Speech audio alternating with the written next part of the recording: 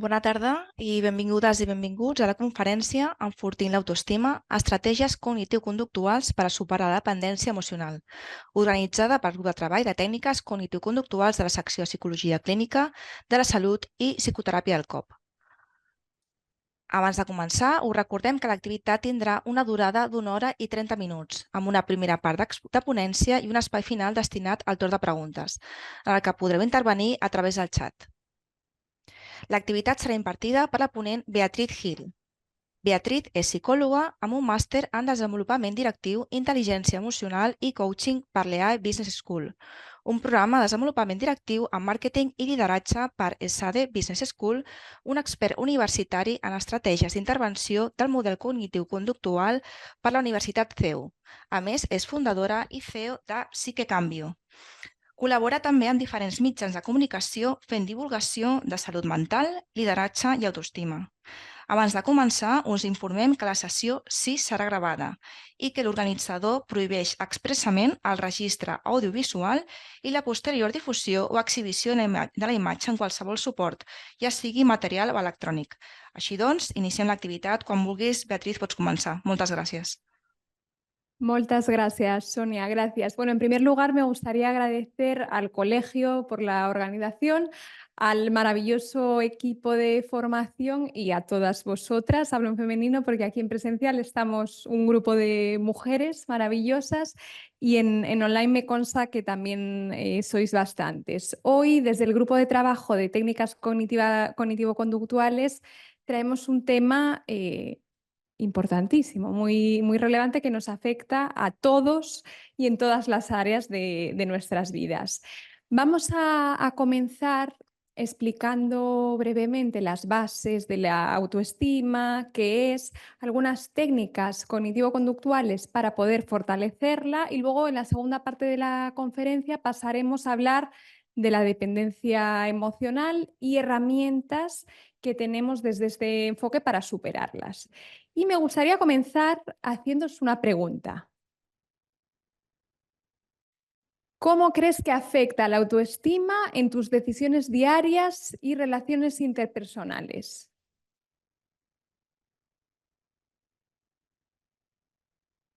Yo creo que muchísimo, desde la capacidad de presentarse a alguien nuevo y empezar a hablar y conocer nuevas personas hasta las funciones de cómo te vistes, en cómo te comportas, prácticamente en todo. Prácticamente en todo, ¿no? Desde el punto de vista social, ¿no? Comentabas cómo te presentas socialmente, relacionalmente, cómo te presentas al mundo en la vestimenta, ¿no? Un poco la visión de qué quieres mostrar a los demás. Gracias. ¿Alguna intervención más? ¿No? Pues seguimos. Estamos un poco tímidas todavía porque quizás estamos un poco lejos, pero ahora vamos a conectarnos. Efectivamente, la autoestima nos afecta en todas las decisiones que hacemos, desde que nos levantamos hasta que nos acostamos, en todas las áreas, en el área social, en el área emocional, en el área profesional. Por lo tanto, es muy importante cultivarla. Vamos a ver las características de tener una autoestima alta, una autoestima baja, cómo se forma, influencias, factores determinantes y consecuencias de una autoestima baja que va a ser determinante en el desarrollo de la dependencia emocional. Entonces, la autoestima se compone de auto y estimare, que viene del latín, que básicamente es la capacidad que tenemos de estimarnos, de amarnos a nosotras mismas y a nosotros mismos. ¿Por qué es clave? Porque nos permite observar los retos, los desafíos como oportunidades y tener confianza en nosotras mismas. Por lo tanto, establecer metas personales, objetivos a largo plazo y poco a poco pues, trabajarla para ir alcanzándolos. Para desglosar un poco más el concepto, aquí os presento la pirámide de la autoestima. Veis que en la base está el autoconocimiento, por lo tanto es fundamental, primero de todo, conocerse bien para poder llegar a la a la punta de la pirámide que es la autoestima, ¿no? Tenemos el autoconocimiento, el autoconcepto, la autoevaluación, la autoaceptación, pues, aceptar tanto fortalezas como debilidades, éxitos, fracasos, el autorrespeto, el respetarse a una misma, que está muy conectado a la capacidad de establecer límites saludables con los demás para llegar finalmente a la autoestima. Y os estaréis preguntando, ¿pero autoestima se tiene, no se tiene? ¿Cómo es esto? La autoestima es un constructo que es flexible, no es rígido. Por lo tanto, toda la vida vamos a estar trabajando y construyendo la autoestima. Puede haber etapas en las que por estresores varios pues estemos un poco más inseguras, entra dentro de la normalidad, pero con una base sólida nos va a permitir responder con más resiliencia pues, al estrés, a la ansiedad y a las problemáticas que surgen, ¿no? en el día a día que todos tenemos. Nathaniel Branden, que es un psicoterapeuta canadiense, dice que lo que determina el nivel de la autoestima es lo que la persona hace la acción. Efectivamente, el autodiálogo es muy importante, es decir, lo que pensamos acerca de nosotras mismas, la interpretación que hacemos de la realidad, esto es clave, pero siempre ligada a la acción. Si os fijáis, en el modelo de terapia cognitivo-conductual hay 3 pilares muy importantes, que son los pensamientos, la cognición, las emociones y la conducta. Y eso está interrelacionado, es decir, un aspecto impacta directamente en el otro. La interpretación que tenemos del mundo que nos rodea, de nuestras capacidades, de nuestros logros, va a afectar a nuestro estado emocional y también nuestra conducta, porque podemos elegir hábitos que son más saludables, que nos respetan más hacia a nosotras mismas, y esto también mejorará nuestras emociones, nuestro estado emocional. Bien, él habla de 6 pilares de la autoestima. El primero es vivir conscientemente, es decir, tomar conciencia de las experiencias del día a día, del mundo que te rodea y ser consciente, ¿no? de tu rol, de tu papel y de lo que sucede. El punto 2 es aceptarse a uno mismo, que no tiene que ver con la complacencia, sino aceptar las fortalezas, aceptar los logros y aceptar también las áreas de mejora, debilidades y los fracasos también. El tercer punto es asumir la responsabilidad de uno mismo, y este para mí es uno de los puntos clave y más principales, porque tiene que ver con hacerse la protagonista, no la víctima, sino la protagonista, y ser consciente de que tienes capacidades, puedes mejorarlas con herramientas, con tiempo y obviamente con esfuerzo y disciplina. Pero este punto es clave, asumir la responsabilidad de uno mismo. En inglés la famosa accountability, ¿no? Que es difícil de traducir al español. El cuarto, la autoafirmación. El poder defender tus ideas, lo que crees, lo que te parece justo, lo que te parece injusto. El quinto es vivir con propósito, un propósito que esté alineado a tus valores. Y por último, el sexto es la integridad personal, que tiene que ver con que haya coherencia entre las palabras y la acción. Es decir, que lo que dices y lo que haces esté alineado. Una persona con autoestima baja. Vamos a repasar 10 claves, 10 rasgos.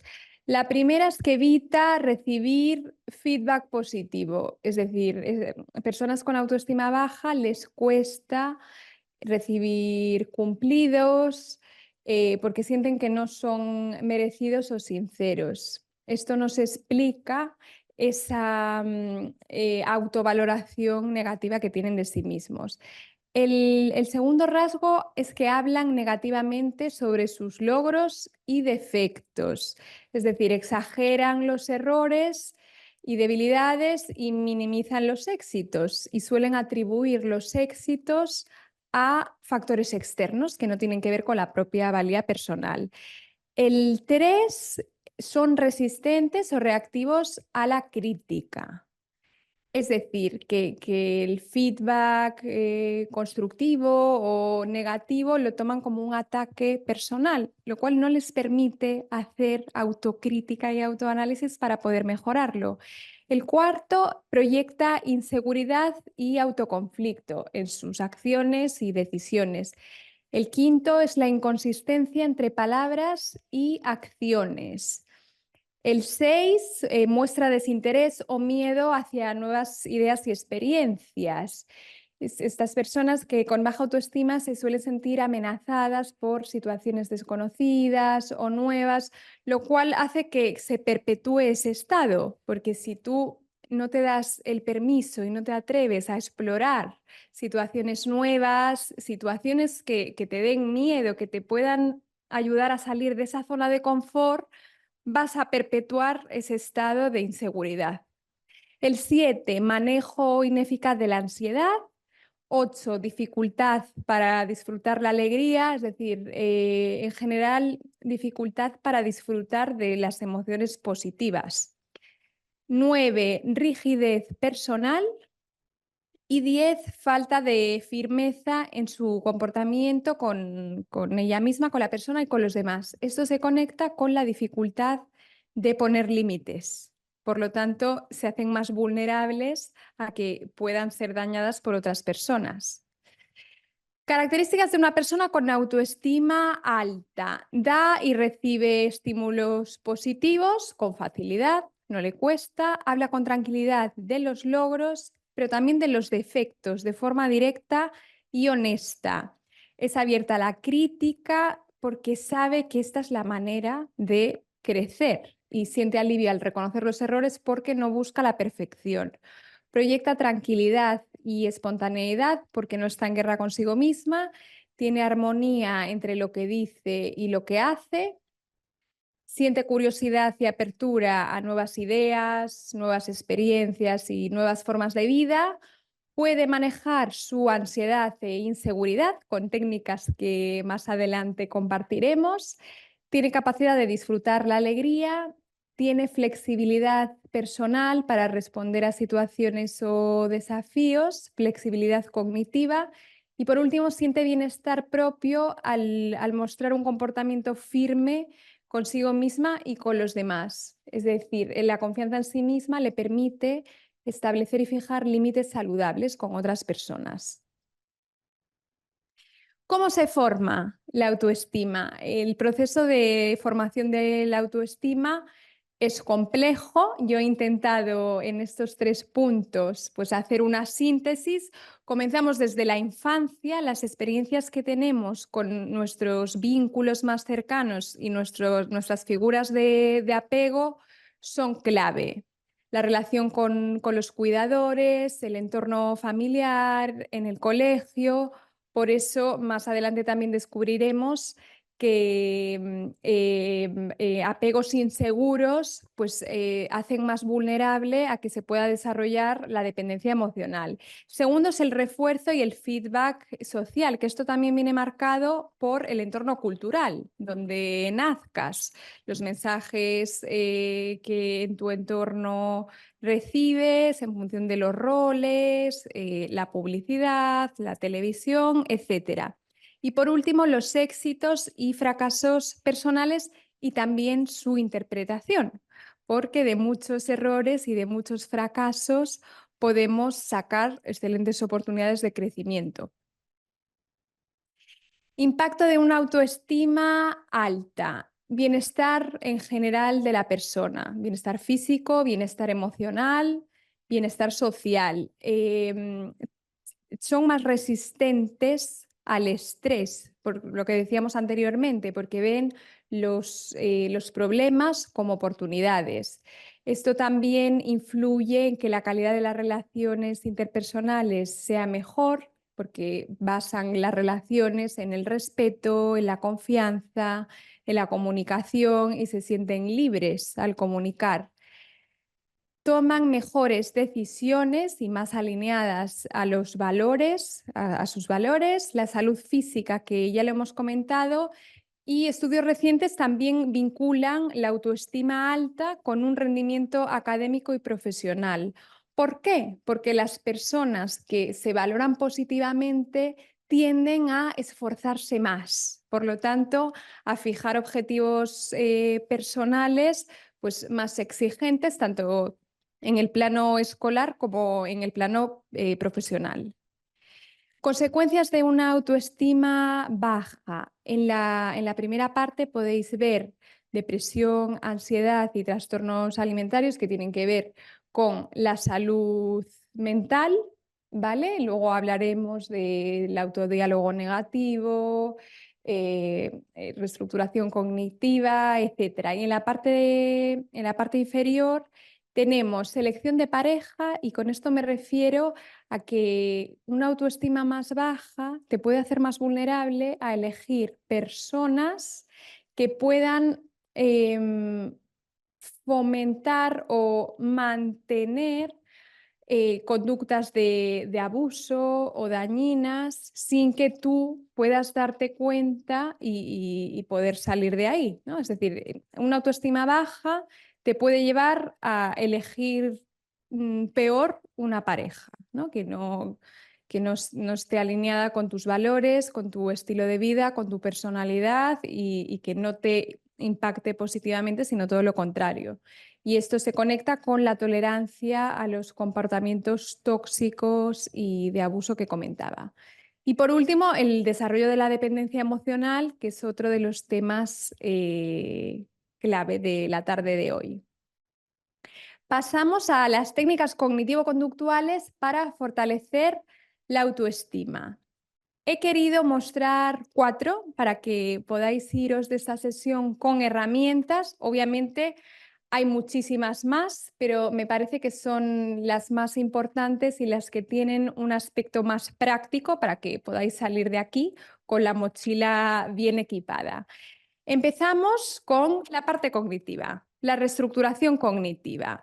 La reestructuración cognitiva es una técnica central en la terapia cognitivo-conductual que consiste en identificar los pensamientos automáticos y negativos que nos generan malestar. Y una vez que los identificamos, los cuestionamos, buscamos qué validez tienen para cambiarlos por otros más funcionales y más positivos. ¿Cómo lo hacemos? Primero, identificar los pensamientos. Este es obviamente el primer paso y el paso más importante, es decir, ser conscientes de nuestro autodiálogo.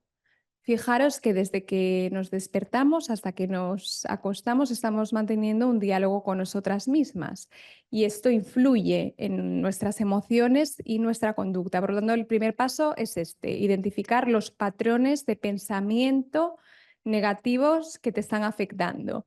El segundo paso es la evaluación, y aquí dentro de la evaluación está el cuestionamiento. ¿Esto que me estoy diciendo tiene validez? Y buscar datos que contradigan, contrarresten esos pensamientos para poder objetivizarlos y llevarlos a un terreno más real.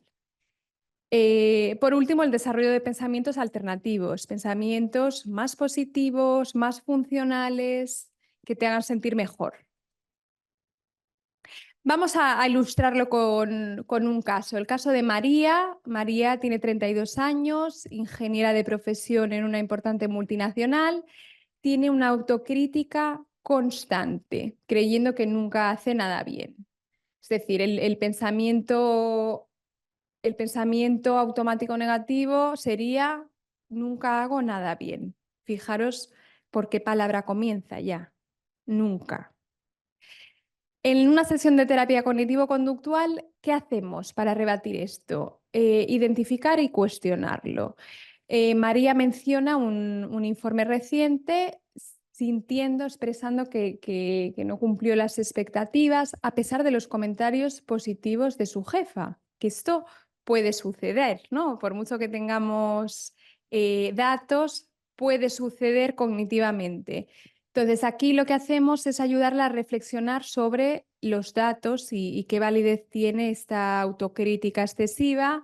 Entonces, le pedimos que recuerde que haga un listado de ejemplos reales donde ella ha recibido feedback positivo y de sus logros.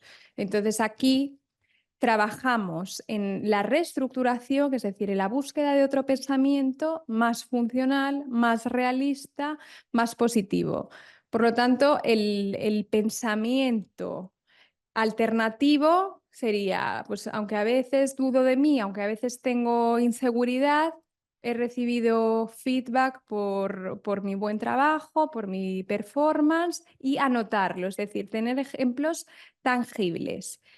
¿Qué resultado obtenemos? María empieza a aceptar una perspectiva más equilibrada y positiva de sus capacidades, sintiéndose menos crítica y con más confianza.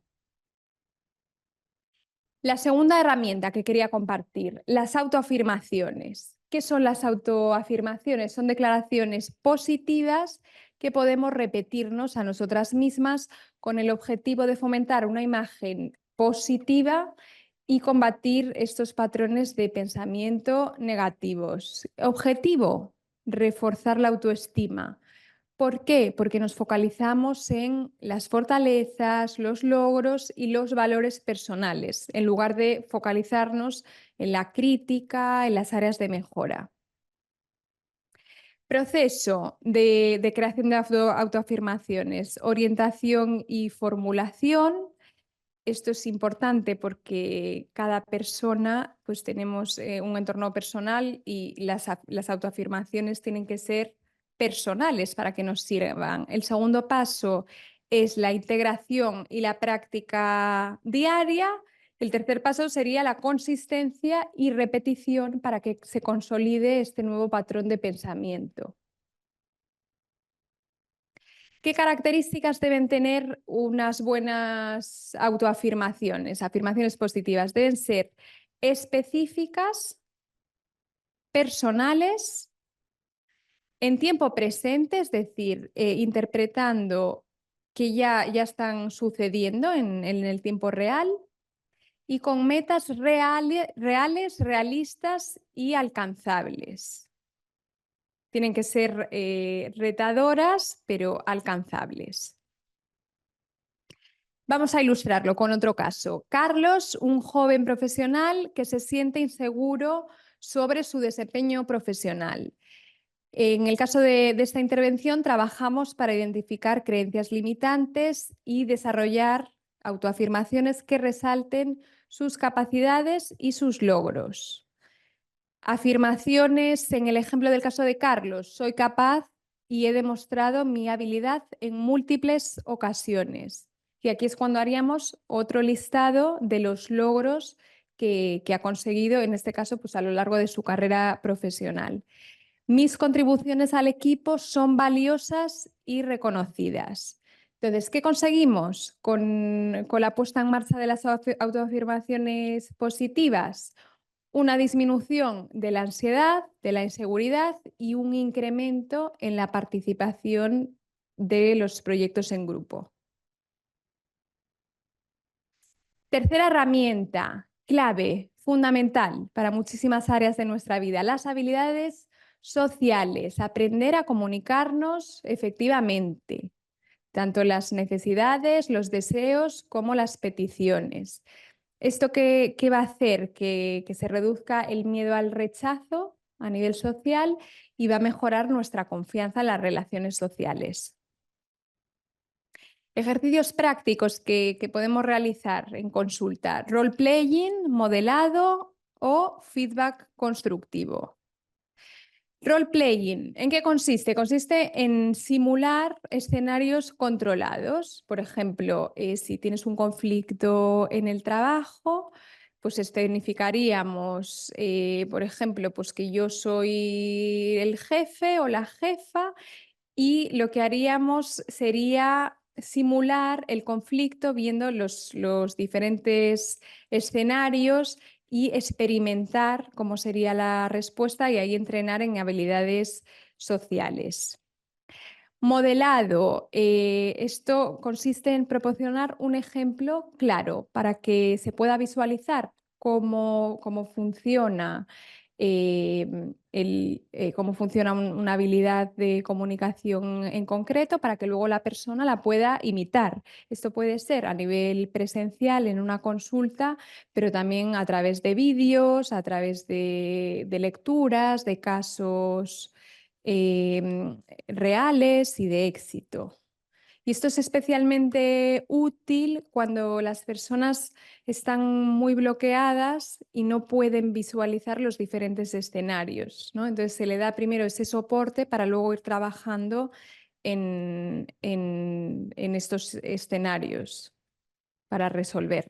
Feedback constructivo, dar retroalimentación constructiva y específica sobre el desempeño, destacando tanto las fortalezas como las áreas de mejora. Esto ayuda a ajustar comportamientos y a entender mejor cómo las acciones son percibidas por los demás. Beneficios: mejora de la autoestima, mejora la confianza, reducción del miedo al rechazo, por lo tanto, vamos a estar más abiertos pues, a participar en grupos sociales, a iniciar conversaciones, etc. Y fortalecimiento de las relaciones interpersonales. La herramienta 4, trabajar las fortalezas personales. Centrarse en identificar y cultivar las fortalezas personales, no solamente en las áreas de mejora. Y esto es clave. Os voy a presentar las 24 fortalezas personales que vienen de la psicología positiva. Vamos a compartirlas juntas en alto, ¿vale? Para que podamos evidenciarlo bien.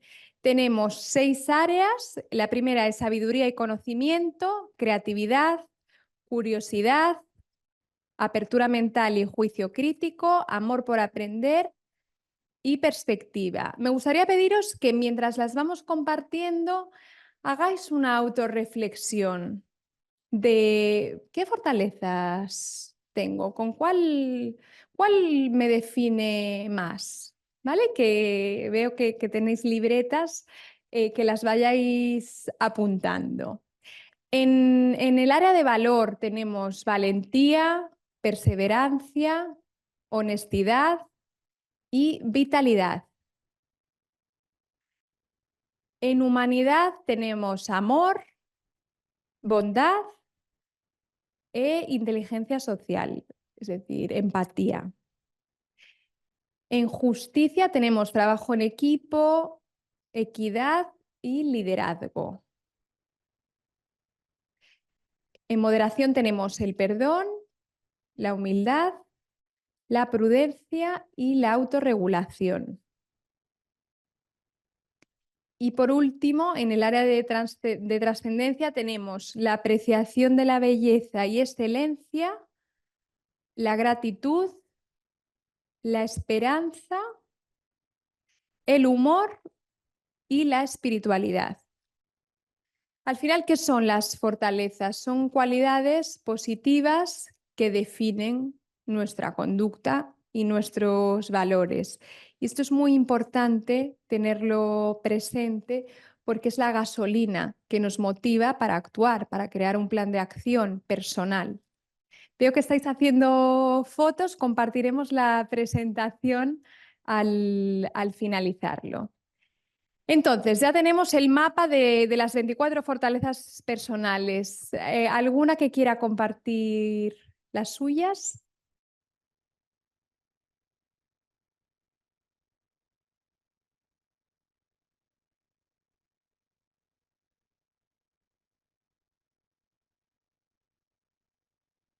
Adelante.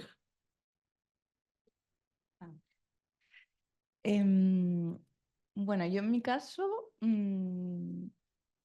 la apertura mental, la curiosidad, inteligencia social y también el trabajo en equipo y la gratitud. y la gratitud. Qué importantes. ¿Cómo te llamas? Clara. Clara, ¿nos podrías decir cómo las pones en marcha en tu día a día? Vale, la curiosidad,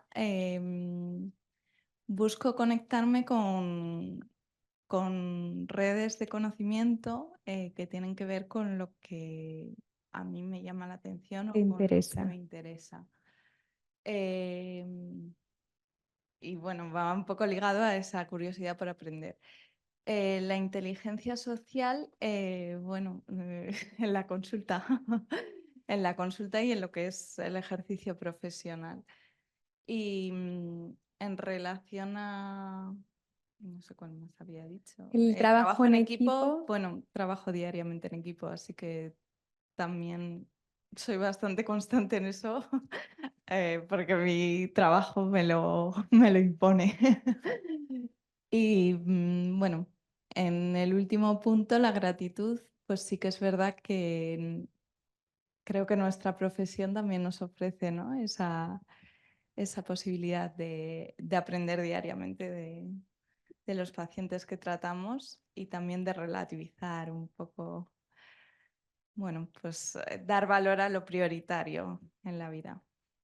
Muchísimas gracias por compartir. Aquí tenemos un ejemplo de haber trabajado la propia autoestima, porque veis que le sale natural y los ejemplos, ¿no? Pues son ejemplos de una conducta diaria que se repite, por lo tanto se consolida. Gracias.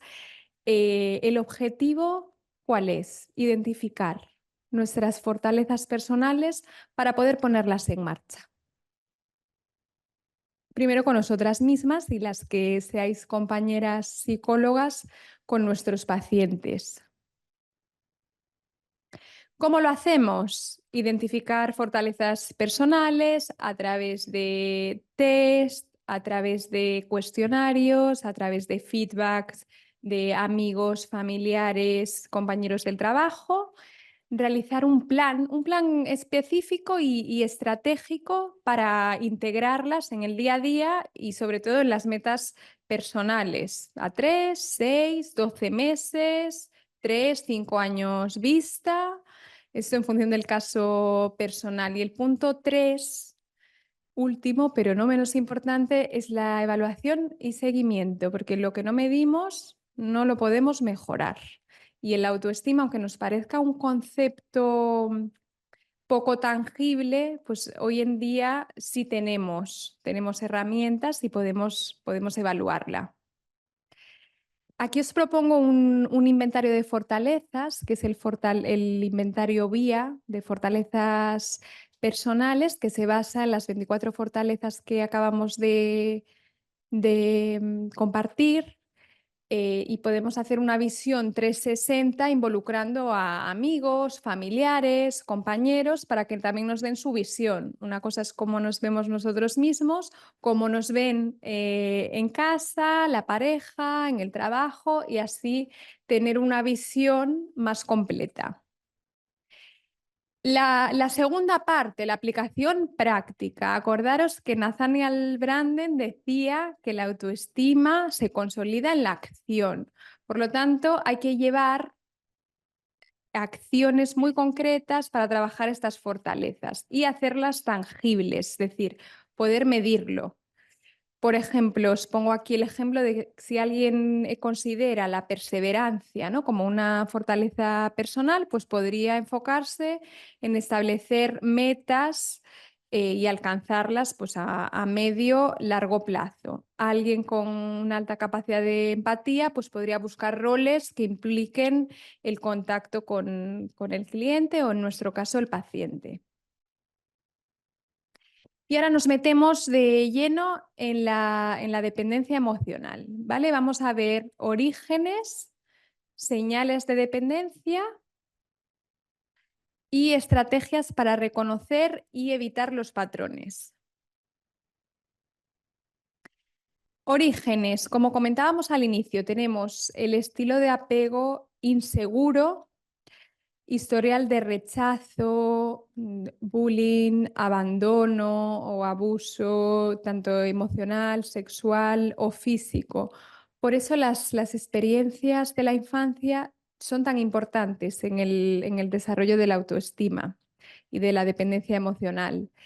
El modelado de conducta familiar, aquí nos referimos a que si en casa ves un rol, ¿no? Por ejemplo, pues, tus padres en su rol de pareja, una de las partes tiene una conducta dependiente emocionalmente, pues es probable que por imitación, por modelado, puedas desarrollar la dependencia emocional.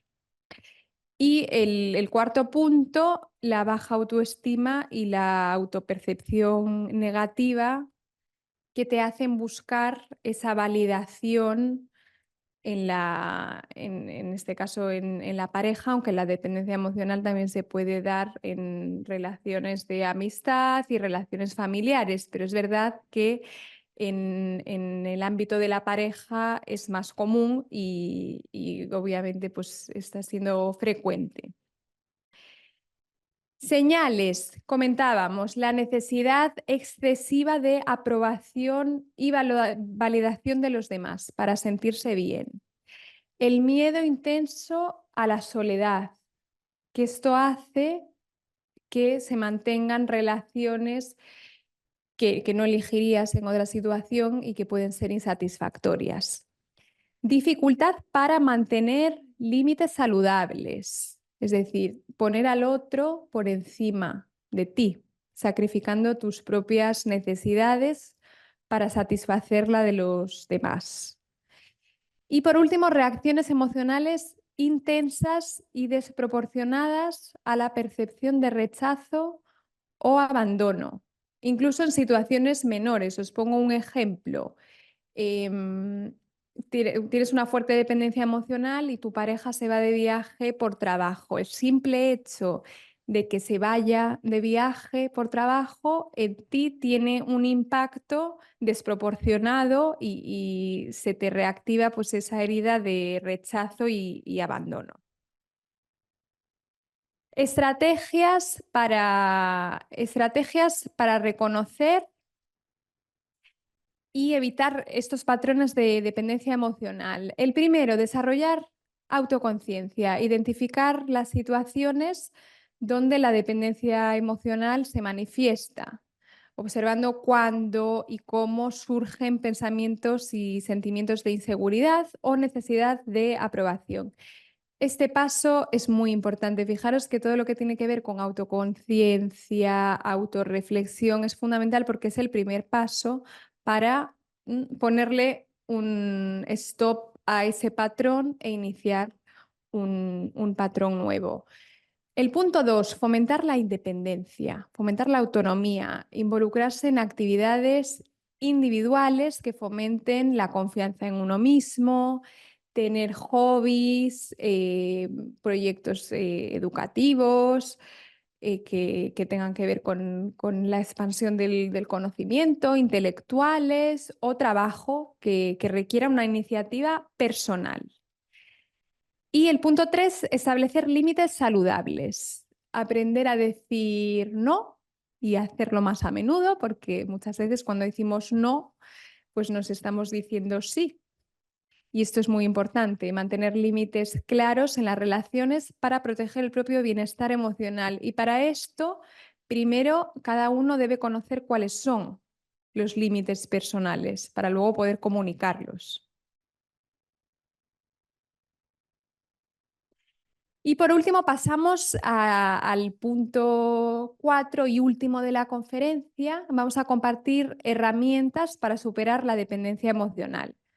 Tenemos técnicas de autocontrol y gestión emocional, desarrollo de la autonomía emocional y la resiliencia y por último prácticas de mindfulness y autocuidado. En las técnicas de gestión emocional y autocontrol, las técnicas de mindfulness y de respiración y el autocuidado. En el mindfulness y las técnicas de respiración tenemos, por ejemplo, la meditación guiada, la respiración consciente, por ejemplo, la respiración diafragmática, y la observación neutral de los pensamientos. Estas 3 propuestas de actividades van a hacer que nos concentremos en el momento presente, sin juzgar los pensamientos que nos vienen a la mente. Por lo tanto, estaremos también regulándonos emocionalmente. La herramienta número 2, el desarrollo de la autonomía emocional, es decir, trabajar en la independencia. El primer punto es explorar intereses propios, que esto en consulta lo vemos en muchas ocasiones cuando algunas personas nos dicen, Beatriz, es que yo no tengo hobbies, pues desde que tengo esta pareja realmente pues voy con sus amigos, hago lo que le gusta, entonces se olvida, ¿no? de esa parte de construir otras áreas que van más allá de la pareja. Por esto este punto es fundamental. El punto número 2, establecer metas personales, objetivos personales. ¿Qué te gustaría conseguir en el área profesional, en el área de amistad, en el ocio? Planificar a corto, medio y largo plazo. Y el tercer punto, autoevaluación periódica y seguimiento. Otra vez, lo que no se mide no se puede mejorar. El punto número 3, el autocuidado. El autocuidado es una forma de amor propio y de respetarse. Entonces, no solamente mejora el bienestar físico, sino también el emocional. Y al final lo que buscamos es bienestar emocional, social y físico. ¿Cómo lo podemos realizar? Ofreciendo, proponiendo actividades recomendadas y ponerlas en agenda. Es decir, ponerlas en la rutina diaria. Actividades extraescolares, yoga, lectura, el arte, pasear, escuchar música. Cosas simples, sencillas, que muchas veces olvidamos y damos por hecho y son fundamentales para nuestro autocuidado y nuestra autoestima. Esto obviamente es personal, en función de la personalidad, los intereses, variará, pero también como terapeutas y como psicólogas podemos ofrecer un abanico de posibilidades para ayudar a la persona a iniciar alguna actividad.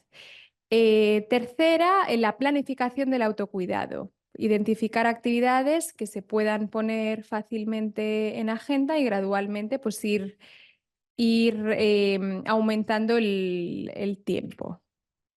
¿Vale? Autocuidado como respeto. Hemos dicho que el autocuidado es un acto de amor propio, ponerlas en agenda, incorporar actividades dentro de la rutina del día a día y crear un plan, es decir, crear un horario semanal donde podamos encajar las diferentes actividades de autocuidado. Bien, pues ahora tendremos un turno de preguntas. Vamos a finalizar. Hemos visto muchas herramientas en poquito tiempo, entonces ahora me gustaría que tuvieseis un mapa para tenerlas todas en una misma diapositiva. Hemos comenzado la charla con la reestructuración cognitiva, que recordad que es cambiar pensamientos disfuncionales, pensamientos negativos automáticos por otros que sean más beneficiosos, más funcionales, más adaptativos. 2, el desarrollo de habilidades sociales. 3, el mindfulness y autocuidado. 4, las fortalezas personales que integramos de la psicología positiva, las 24 fortalezas que podemos trabajar a través del inventario VIA. Y quinto, potenciar la autonomía personal, es decir, la independencia. Encontrar intereses, ponerse objetivos, metas personales, es decir, llenar la vida de vida, ¿no? Cultivando otras áreas fuera de la pareja. Os presento 3 libros que pueden complementar bien las herramientas y el enfoque que hemos compartido. El primero es el de Nathaniel Branden, Los 6 pilares de la autoestima. El segundo es Amar o Depender, de Walter Rizzo. Y el tercero, Enamórate de ti. Estos dos últimos están más enfocados en la dependencia emocional y el primero en la autoestima. Si queréis profundizar en dependencia emocional, también tenemos a nuestra compañera psicóloga Silvia Congost, que tiene numerosas publicaciones y también os la recomiendo. Me gustaría concluir con esta frase. Lo que no se mide no se puede mejorar, tanto en la consulta como en el plano personal, porque si queremos ayudar a que nuestros pacientes tengan bienestar emocional, se sientan bien, se sientan con confianza, seguros, puedan identificar sus fortalezas, se pongan metas, primero lo tenemos que trabajar internamente. Entonces, desde aquí os invito a que identifiquéis vuestras fortalezas, hagáis vuestro propio plan personal, no dejéis de formaros y medir también, medir mucho.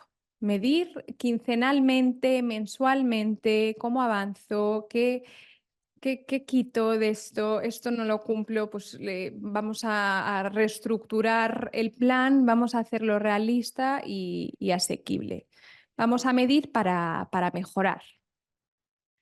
Entonces, abrimos, Sonia, si te parece, el turno de preguntas. Sí, efectivamente. Ara iniciamos el torn de preguntes. Moltes gràcies, Beatriz, per la teva exposició. Recordem als assistents que podeu enviar-nos les vostres consultes a través del xat al Departament de Formació del COP i les exposarem en veu alta i primer donarem pas a les preguntes que tinguin les assistents en format presencial. Gràcies. Tienen muchas preguntas. Adelante. Hola, buenas tardes. Mi nombre es Claudia y quería preguntar, bueno, no sé si es una pregunta, pero algo que me suelo encontrar es que muchas personas al hacer autoafirmaciones, pues como que les sale un pepito grillo, como que no me lo acabo de creer, ¿no? Como que voy afirmando, afirmando, afirmando, pero les sale la contra autoafirmación de un pepito grillo que le dice, bueno, no, esto no, esto no, esto no. Entonces, aquí no sé si sería recomendable seguir insistiendo en una autoafirmación o quizá cambiar de herramienta o de estrategia, correcto. Muchas gracias. Gracias, Claudia. Hablábamos de las características de las autoafirmaciones. Deben ser personales para que puedas identificarlas bien con tu entorno. Efectivamente, si te sientes muy insegura y de repente pues, estableces una autoafirmación de yo puedo con todo, yo soy una crack, realmente hay un gap muy importante, ¿no? Entre la interpretación y lo que quiero conseguir. Entonces, en esos casos, quizás es más conveniente comenzar por otro tipo de estrategias, quizás más de acción, para que pueda haber un poco de métrica, ¿no?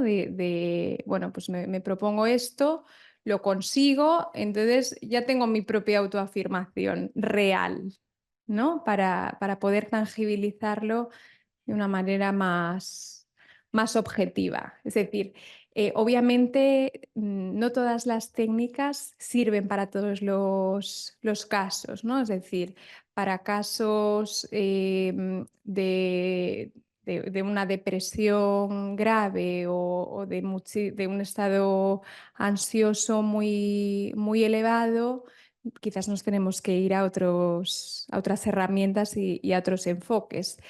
Pero la podemos tener ahí para a medida que vaya mejorando, pues incorporarla. Muchas gracias. Gracias. Hola. Hola, muchísimas gracias por la presentación, de verdad, me ha encantado y todo, y súper ilustrativa. Tenía una pregunta. Cuando trabajamos, por ejemplo, con personas que han sufrido violencia doméstica, violencia de género y están muy bloqueadas, tienen muchísimo miedo, están completamente anuladas, solo se preocupan por los hijos, que lo último en que piensan son en ellas mismas y claro, trabajar la autoestima, trabajar la independencia, trabajar que sean autosuficientes es un proceso muy largo. ¿cómo podemos, qué pequeña cosa nos podría ayudar a poder empezar a desbloquearlas, por ejemplo? Gracias. ¿Cómo es tu nombre? Perdona, soy Elsa. Elsa, gracias por la pregunta. En esos casos tan complejos, diría que el primer punto sería el poder lograr la independencia económica, ¿no? En esos casos. Si no es realista o posible a corto o medio plazo, creo que los grupos de mujeres que han sufrido abuso sexual, violencia económica o violencia de otro tipo, puede ser un buen comienzo y un buen inicio para poder visualizar en primera persona la realidad de otras mujeres que han pasado por la misma situación que tú y así poder, muy poquito a poco, porque estos casos son muy complejos y toman mucho tiempo, poder ir acompañando desde ahí. Muchas gracias. Gracias.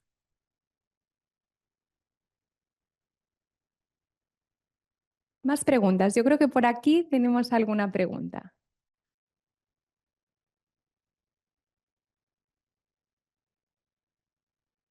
¿No? Sí.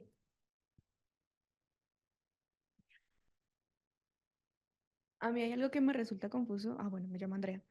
Y es que entre los puntos que se explicaban desde el inicio, siento que puede ocurrir que realmente se confunda con una personalidad introvertida, ¿no? Porque desde mi perspectiva, perdón, puede ocurrir que no sea síntoma de una autoestima baja, sino de una personalidad introvertida. No sé qué tan correcto sea el análisis que hago. Cabe resaltar que no soy psicóloga, sino pues obviamente llevo un proceso y desde mi perspectiva creo que puede llegar a ocurrir. Vale, gracias Andrea por tu pregunta. Nos decía Andrea que tiene dificultades, ¿no? en diferenciar, ¿no? la personalidad, la introversión con los rasgos de una autoestima baja. Las personas introvertidas no tienen por qué sentirse inseguras. Simplemente la forma que tienen de recargar sus energías pues son con ellas mismas, necesitan pasar más tiempo a solas, pero en sí también aquí tenemos que diferenciar. Una cosa es timidez, donde la persona sufre porque tiene temor a sus encuentros sociales, y otra cosa es tener una personalidad introvertida. Tú puedes ser una persona introvertida y haber trabajado habilidades de comunicación y ser sociable. Sin embargo, te vas a recargar tu energía en momentos de soledad, de introspección, que no quiere decir que no vayas a disfrutar en ambientes sociales y con otra gente, pero necesitas de esos momentos de quietud, de, de estar sola, entre tus libros, tus hobbies, tus intereses. Pero una personalidad introvertida no implica menos confianza o esa necesidad excesiva de validación, de aprobación. Es más una forma de estar en el mundo, de comunicarse y de lo que te comentaba, de recargar la energía.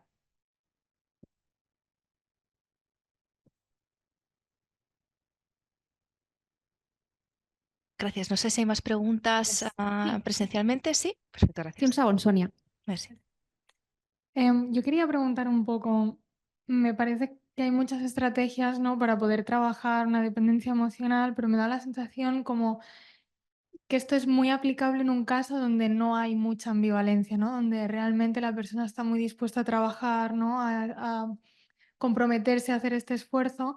Pero te quería preguntar un poco, ¿no? En situaciones donde sí que hay una ambivalencia, porque al final la dependencia emocional también en ese momento te aporta muchas cosas, ¿cómo trabajarías esta ambivalencia? Depende. Claro, depende del caso.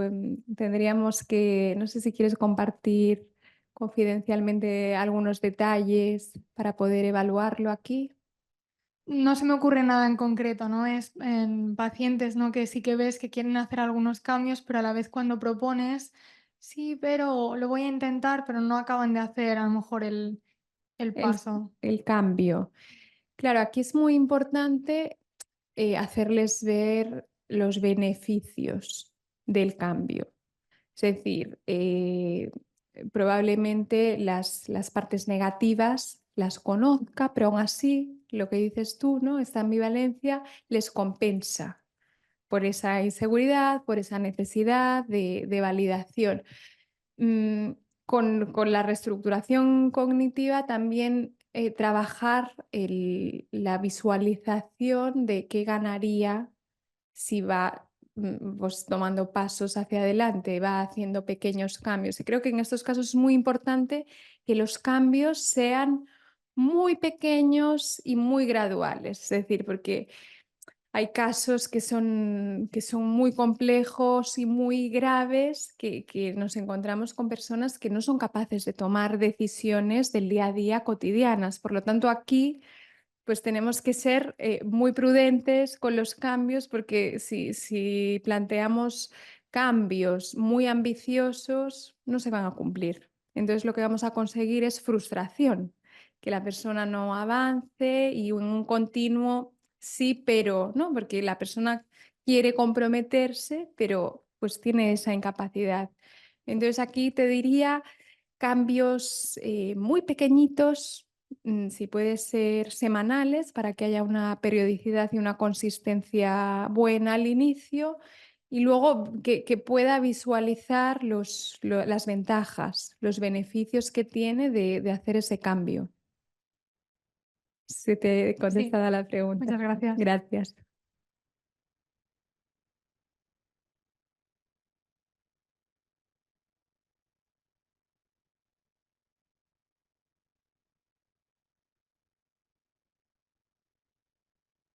No tenim més preguntes a la sala. Molt bé, gràcies. Doncs sí que tenim preguntas a través de online. Y la primera indica, bueno, muchísimas gracias, muy interesante y muy didáctico. ¿Sería posible poner un ejemplo de aplicación con pacientes las fortalezas con la clasificación VIA, por favor? Gracias. Gracias a la persona que nos escriba. Un ejemplo podría ser el evaluar a través del cuestionario. Como tendréis disponible esta presentación, podéis verlo, el cuestionario que comentaba, que se llama VIA, VIA, que viene de la psicología positiva. Es un test muy sencillo y pues que se contesta relativamente rápido, en unos 10 minutos. Entonces, desde ahí, pues la persona, el paciente en este caso, puede tener a su disposición un informe, un mapa de sus 24 fortalezas, donde nos indica pues, las 6 que tiene, bueno, que lo definen, que definen más a la persona, las 6 que tienen punto medio y las otras 6 que necesitaría trabajar o mejorar. Esto desde un punto de vista más evaluativo. Otros ejemplos concretos, por ejemplo, la fortaleza de gratitud, que se conecta con la mayoría de emociones positivas, la podemos trabajar a través de un diario emocional, un diario de gratitud. Os recomendaría tareas muy sencillas, porque en general tendemos a hacer complejo, ¿no? Sabemos mucho, hemos estudiado muchos años y muchas veces queremos implementar tal técnica o tal otra y muchas veces el caso es muy complejo y requiere unos abordajes sencillos y simples. Por lo tanto, para trabajar la fortaleza de gratitud, proponer el anotar 3 cosas, 2 cosas por las que te sientes agradecido cada día y llevar así un pequeño registro. Y esto te enfoca en cosas positivas, te enfoca en cosas sencillas del día a día, te ayuda a relativizar, a ser más agradecido contigo mismo, con el mundo, con los demás, ¿no? Porque, bueno, hacer ver que realmente somos muy afortunados por el entorno en el que vivimos, porque nos levantamos y tenemos acceso al agua caliente, etcétera, ¿no? El poder visualizar pues esos aspectos vitales que son sencillos, simples, pero al final son los más importantes y los que te hacen sentir mejor. Entonces, para contestar y resumir a la pregunta, dos cosas, ¿no? ¿Cómo podemos trabajar las fortalezas? Pues primero a través de la evaluación, a través de este cuestionario o en consulta. Y dos, con tareas entre sesiones sencillas que el paciente pueda poner en marcha, pues relativamente fácil, que sobre todo al inicio no le genere mucho esfuerzo. Gràcies, Beatriz. La següent pregunta diu, la dependència emocional és una forma... La dependencia emocional es una forma de apegarse de manera insegura. ¿Qué diferencia hay entre apego y dependencia? Gracias. Una pregunta muy, muy compleja. No sé si tendremos el tiempo. La dependencia emocional es una señal de que has vivido un apego inseguro, claramente. Esa sería mi respuesta. Gracias. La siguiente pregunta dice, ¿todas las estrategias que hemos visto pueden aplicarse en adolescentes? Sí, sin duda. Sin duda, y además considero que es muy importante porque estudios recientes indican que la baja autoestima en la adolescencia nos predispone a estados depresivos y de ansiedad en la adultez. Y ahora estamos viendo unos datos tremendos a nivel de suicidios, autolesiones en adolescencia. Por lo tanto, sí se pueden y se deben aplicar con adolescentes. Gràcies, Beatriz. Recordem als assistents que ens poden enviar les consultes a través del xat al Departament de Formació del COF. Si no hi ha més preguntes, Sònia, a la sala, jo segueixo formulant les preguntes que tenim online. No tenim preguntes aquí a la sala. Perfecte, gràcies. Doncs la següent diu, ¿hay algún reto común que enfrenten las personas al trabajar en mejorar su autoestima y cómo superarlo? Gracias. Considero que el reto común es la autocrítica excesiva. Ese es el mayor reto y diría que es como el denominador común en este tipo de casos. No sé si había otra pregunta. Sí, hay más preguntas. Digo, ¿cuál ha sido el cambio más significativo que has observado en tus pacientes después de implementar las técnicas cognitivo-conductuales para la autoestima o la dependencia emocional?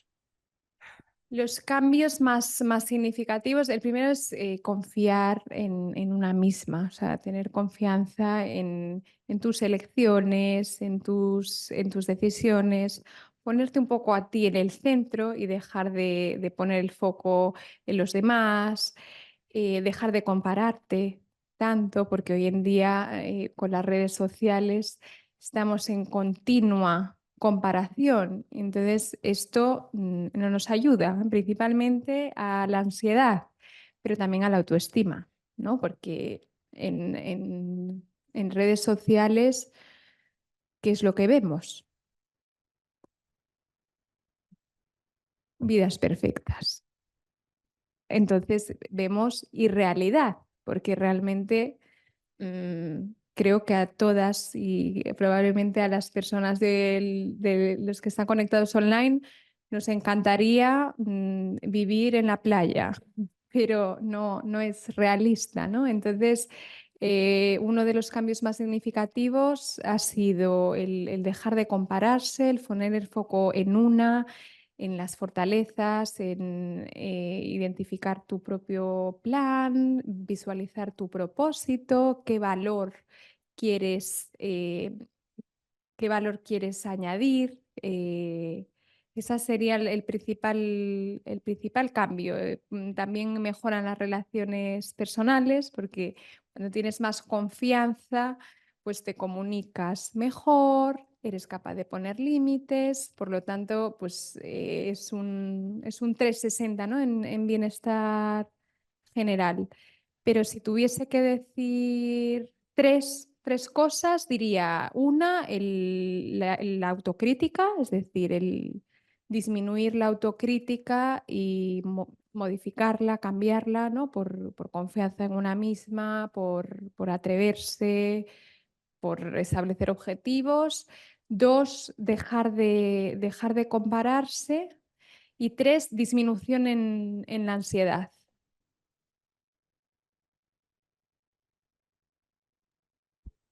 Gràcies, Beatriz. La següent qüestió diu, mencionaste la importancia del autocuidado en el desarrollo de la autoestima.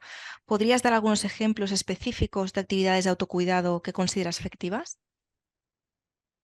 Vale, hemos comentado algunas actividades. Esto depende hemos dicho, depende de la persona, ¿no? y de los intereses personales. Podría ser finalizar el día con 30 minutos de caminata a un paso rápido. Podría ser un baño, una lectura de un libro, escuchar música, planificar algún encuentro social con amistades, ir a actividades deportivas, ir a yoga, ir a baile, visitar museos, actividades relacionadas con el arte. Las actividades son infinitas, van a depender de los intereses de la persona.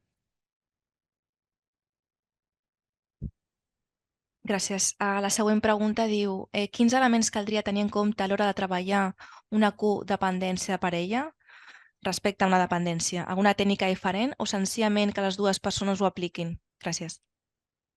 ¿Podría repetirme la pregunta, Sonia, Sí, por intento. favor? Quins elements caldria tenir en compte a l'hora de treballar una codependència de parella respecte a una dependència? Alguna tècnica diferent o senzillament que les dues persones ho apliquin? No entiendo bien la pregunta, pero creo que en casos de codependencia sería interesante que iniciasen una terapia de pareja. Perfecte, gràcies, Beatriz. La següent diu, en términos de prevención, ¿qué estrategias propondrías para ayudar a los niños a desarrollar una autoestima saludable desde una edad temprana? Muy interesante esta pregunta. Ya he mencionado antes la importancia, ¿no? de comenzar a desarrollar la autoestima desde pequeños. Actividades, poniendo el foco en el bienestar emocional, reforzar o sea, si tenemos un rol de cuidador, de padre, de profesor, reforzar el esfuerzo, la disciplina, más que el resultado, la nota, ¿no? que es lo que se venía haciendo y ahora afortunadamente vamos introduciendo, pero eso sería un punto clave. Mucho afecto, mucho contacto físico. En el plano del bienestar físico, actividades extraescolares, deporte, movimiento físico, y luego también en el plano intelectual, pues actividades conjuntas con los cuidadores, lectura, juegos, manualidades, si es posible evitando pantallas. Sé que no es fácil y muchas veces son bienvenidas, pero poner un poco también en agenda pues ese tiempo de calidad de cuidador con el niño y actividades al aire libre, si es posible, manualidades, lectura y eso recomendaría. Muchas gracias, Beatriz. La siguiente asistente indica, bueno, primero te agradece la presentación, exposición, y dice, si es el caso de una pregunta cercana que está en el bucle de inseguridad y de dependencia emocional y se apoyan en exceso en nosotros, ¿ya van a terapia? La pregunta es, Te la repito, ¿eh? Si es el gracias. caso de una persona cercana que está en el bucle de inseguridad y dependencia emocional y se apoyan en exceso en nosotros y van a terapia. En todo caso, el asistente que nos plantee de nuevo la pregunta de otra forma. Gracias. Sí, gracias. Claro, en este caso me es difícil identificar cuál es la pregunta, pero creo que si tú tienes una relación con alguien que, pues, que consideras que está siendo muy dependiente de ti, puedes comenzar a establecer ciertos límites, pero desde luego la persona tiene que decidir por ella misma si decide ir a terapia, al igual que si tú te estás sintiendo muy presionada, ¿no? Con la persona que depende de ti, pues es tu decisión también comenzar a hacer cambios y si lo ves conveniente, iniciar terapia también. No sé si iba por aquí la pregunta, pero por si puede ilustrar. Gracias, Beatriz. Mientras esperamos a ver si nos puede aclarar un poco más la consulta, la duda que tiene, te Vale, formulo la perfecto. siguiente. Dice, muchas gracias también por compartir las técnicas. Creo que me serán muy útiles para tratar los problemas del presente, pero a la hora de evaluar los orígenes del problema que has mencionado, historial de rechazo, abandono, etcétera, ¿hay otras técnicas que profundizan más allá para tratar el problema de raíz? Técnicas hay muchas. Debemos tener en cuenta que la terapia cognitivo-conductual nos centramos en el presente y en el futuro, sobre todo. Por lo tanto, depende otra vez del caso en concreto, la complejidad, ¿no? Del historial familiar, de bullying, de abuso, etcétera, que haya habido. Por lo tanto, no puedo dar una respuesta concreta sin tener más información de un caso concreto. En cualquier caso, desde esta corriente cognitivo-conductual nos focalizamos en el presente y en el futuro, siempre con las bases que hemos comentado, ¿no? Cognición, emoción y conducta. Muchas gràcies. I de moment la darrera pregunta diu, quina seria l'estratègia clau que tu recomanaries? La estrategia clave. Uy, aquí me ponen en un aprieto porque soy fan de todas, pero creo que si tuviese que elegir una, sin duda elegiría el trabajar las fortalezas personales. Sin duda, porque creo que es una base, es una herramienta muy poderosa que luego podrías complementar con otras, pero como base, comenzar por aquí. Sí, te recomiendo y creo que te irá muy bien. Moltes gràcies. Doncs de moment no tenim més preguntes a través del xat. No sé si a la sala hi ha més qüestions o dubtes. Hola, me llamo Carla. Yo quería preguntar que, o sea, cuando hablabas de dependencia emocional, que has hablado como de distintos posibles orígenes, ¿no? Lo centrabas mucho en la misma persona, en su historia de apego, de modelaje, etcétera. Yo me pregunto si a veces puede ser que sea no tanto la misma persona, sino la otra persona de la pareja que fomente ese tipo de dependencia, ¿no? Esas conductas más dependientes. Sin duda, sin duda. Yo he querido ejemplificar un poco en el cajón del historial, porque el historial relacional, tanto del pasado como del presente, influye y hay patrones muy tóxicos e incluso de abuso que te predisponen a tener esta conducta dependiente. Entonces, a tu pregunta, sin duda, sí. Ujú. O sea que quizás la persona ha tenido apegos seguros, ¿no? Y y no ha tenido ninguna experiencia de abuso ni nada, pero la persona con la que está o con la que mantiene una relación sí que tiene un apego quizás más ambivalente o más flojo. Sí, Controlador, exacto. sí, sí, podría darse el caso. Ujú. Claro, aquí os he intentado exponer lo más general, Ya. ¿vale? Ujú. Para ejemplificar pues, la mayoría de los casos. ¿Hay de estos casos? Sí, claro. Ujú. Y entonces, ¿cómo se trabajaría? Porque igual aquí no es tanto, o sea, claro, con la otra persona tú no trabajas, ¿no? Porque tu paciente es la que o el que tiene esta dependencia. ¿Cómo se trabajaría en estos casos? Si te fijas, de la misma manera, porque tú a la otra persona no la conoces, ¿no? Es decir, aquí Ujú. podemos estar hablando de que sea un perfil con rasgos narcisistas de la personalidad, de abuso, comportamientos tóxicos, pero tu paciente es la persona dependiente.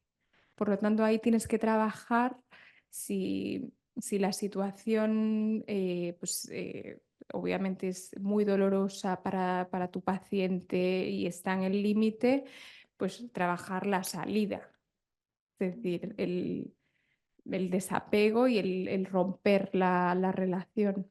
Ujú. Vale, muchas gracias.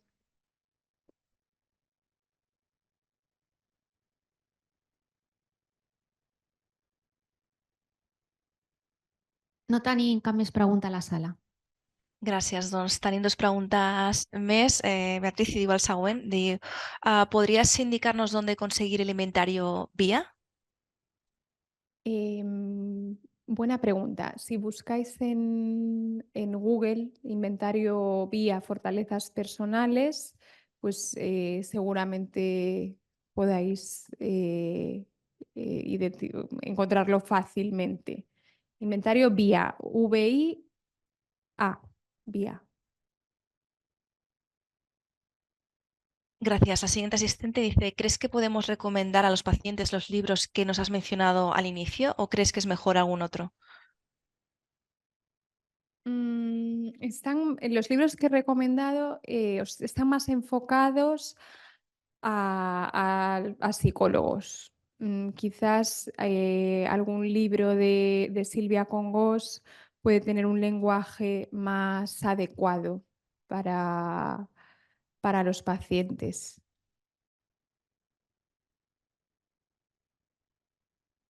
Muchas gracias. Pues no tenemos más preguntas a través del chat. No sé si en los asistentes en la sala, Sonia, ¿tienen alguna consulta?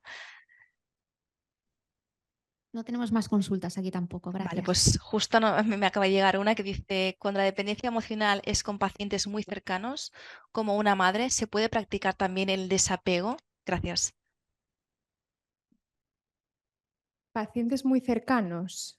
No es que no sé si he entendido bien la pregunta. Sí, te la repito, Beatriz dice, cuando la dependencia emocional es con pacientes muy cercanos, como una madre, ¿se puede practicar también el desapego? Entiendo que la dependencia emocional es con la madre, ¿no? Pero no Sí, es con la familiares, paciente. nos está aclarando, con Ah, familiares, efectivamente. vale. ¿Y cuál es la pregunta? Si la dependencia emocional es con familiares. Si se puede practicar también el desapego. Claro, claro que se puede practicar, al final es una lección personal, pero realmente pues hay vínculos familiares que son muy dañinos y muy tóxicos. Entonces, realmente porque tengas un vínculo genético no quiere decir que tengas que mantener la relación. Por lo tanto, si es dañino, es un comportamiento tóxico, sí se puede efectuar el desapego, si la persona así lo desea, claro. Muchas gracias. Bueno, por los asistentes aprovecho para trasladarte las felicitaciones, Beatriz, que nos están haciendo llegar también a través del chat. De momento tampoco tenemos más preguntas. Sonia, no sé si en la sala hay alguna más. No tenemos tampoco más preguntas aquí. Perfecte, doncs com no hi ha més consultes i dubtes, aniríem tancant la sessió i Beatriz, et cedeixo de nou la paraula per si vols dir algunes paraules de tancament abans de finalitzar. Gràcies. Muchísimas gracias, Sonia. Me gustaría cerrar con vuestra participación. Entonces, me gustaría preguntaros, ¿qué os lleváis? ¿Qué os lleváis de la sesión? A ver si podemos hacer, Sonia, por favor, una pequeña ronda.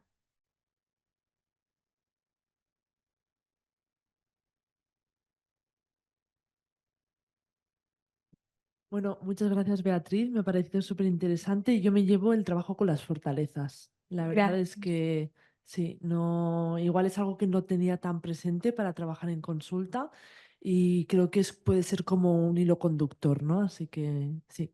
Gracias. ¿Cómo te llamas? Jessica. Jessica. Gracias, Jessica. Las fortalezas. ¿Qué más?